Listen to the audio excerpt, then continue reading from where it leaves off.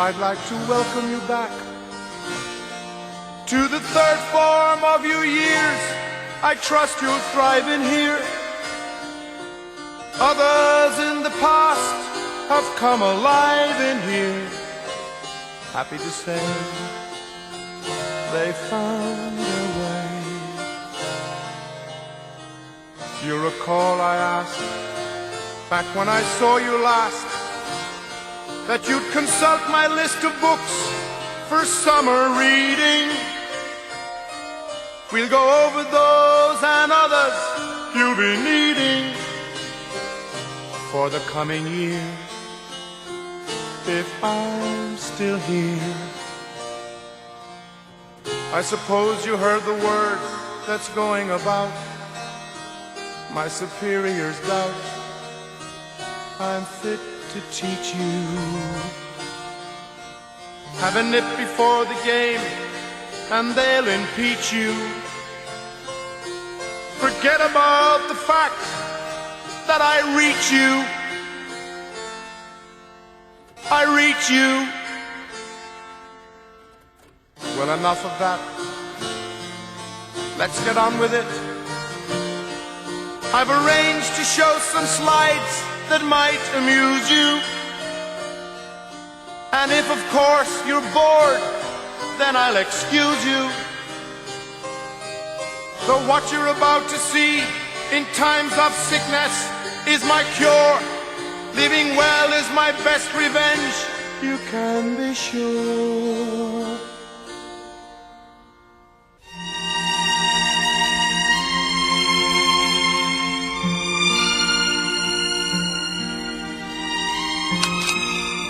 This is the Grand Canyon in the great state of Arizona. See there, the magnificent blend of all the colors of the rainbow. It is virtually unphotographable at any given point, it is so vast. The Colorado River trickles through its base like a deeply buried brook.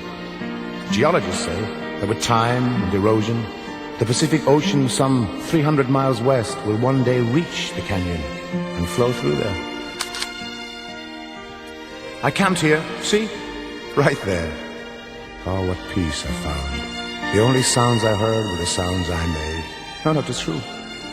And here, beyond, in a remote roadside stand where a Hopi Indian boy planted himself, arms folded beneath a sign that said, seashells, which indeed they were. This is a hobo, a dying breed, a pity. He claimed that an inheritance fortune awaited him at a bank back east, but he couldn't care less. There's more of them. The one with the umbrella claimed to be the real Mr. Bojangles. Sunset, another sunset.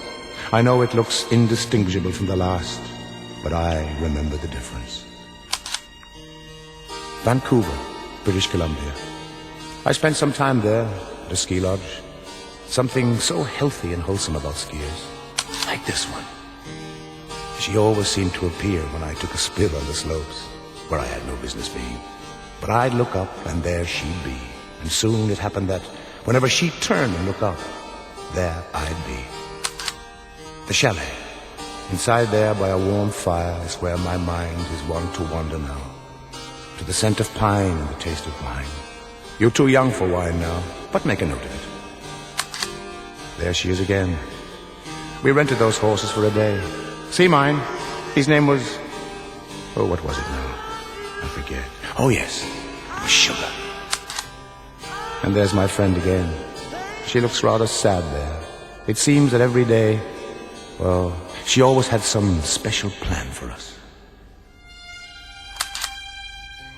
And this is a beautiful Indian girl. Look at her. She and her secret, mysterious ways. The pride of her people. Our sunshine, they said of her.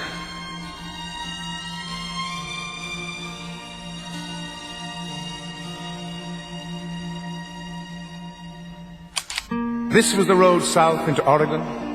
This is how logs are transported.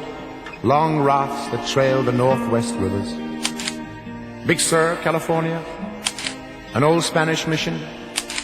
Carmel, California. Those trees seem frozen against the landscape. They remind me of a book I once heard of called The Cypresses Believe in God. This was near the end of my adventure.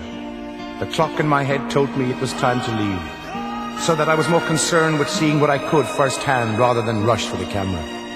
I find that traveling alone is somehow more realistic than with others. You find yourself in a new place all alone, and you deal with it, as opposed to when you're with others who are familiar to you and, in a sense, shelter you from situations you would otherwise meet head on. You know what I mean? Besides, if your loved ones are with you, you have no one to go home to.